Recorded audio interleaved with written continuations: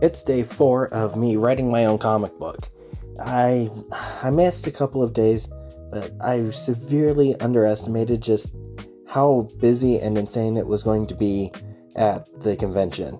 I had a blast, and I got a lot to think about, but it did mean that I missed a couple of days. Though on day 3, I was able to eke out the time and the space to go ahead and write a page.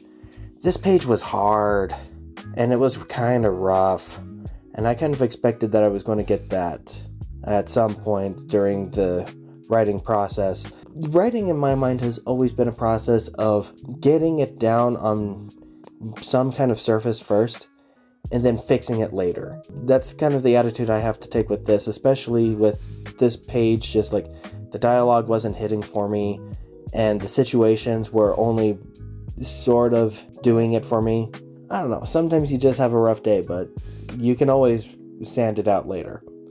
Now, one of the things that happened at this convention was I went to a panel talking about publishing your own comic and how to get it kickstarted and all that kind of thing.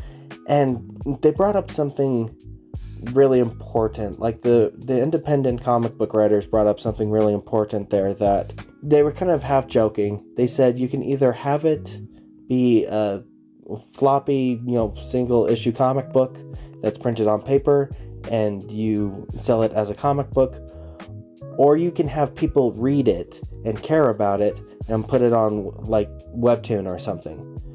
Now, when I started this project, I wanted it specifically to be a comic book.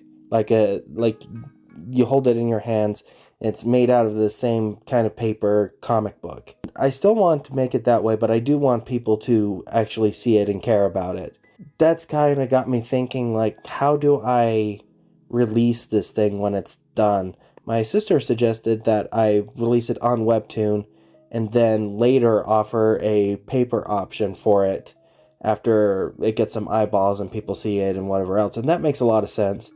But I'm curious about what you guys think I should do with that. I know that there's at least going to be one paper version that is printed, and that's going to be for me, because a big part of this is I really just wanted to have my own comic book with my name on it within my collection.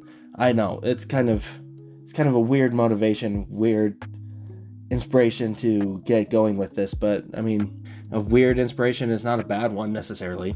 Anyway, that's what I've got for you guys today. Stay tuned if you want to see more about this journey.